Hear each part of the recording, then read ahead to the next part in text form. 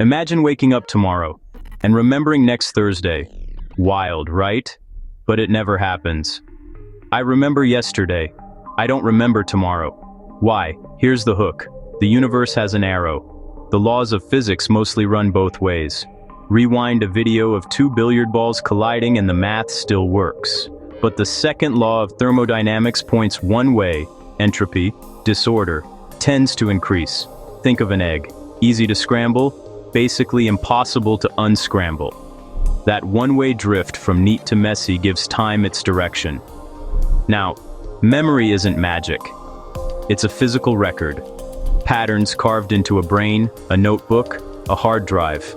Making a record means doing work, burning energy, and creating a little burst of entropy.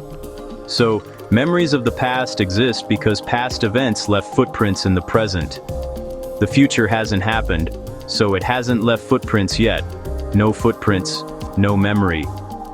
But I can predict the future, you say. True. Your brain is a prediction machine running models, projecting likely outcomes.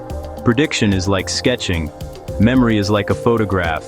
Sketches can be good, but they're not records. So why does the past have records and the future doesn't? Because the universe started in a weirdly low entropy state. From that improbable beginning, entropy rises, and as it rises, information about earlier moments gets copied everywhere. Light, heat, cracks, crumbs, synapses.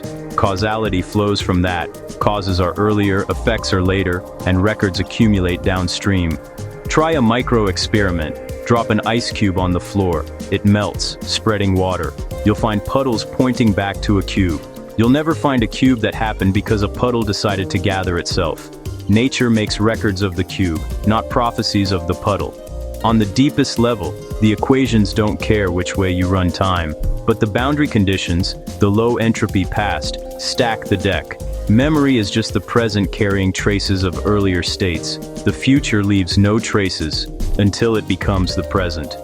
So I remember the past, not because time forbids future memories, but because only the past has written itself into now. And every new memory I make nudges entropy up, one tiny arrow pointing forward.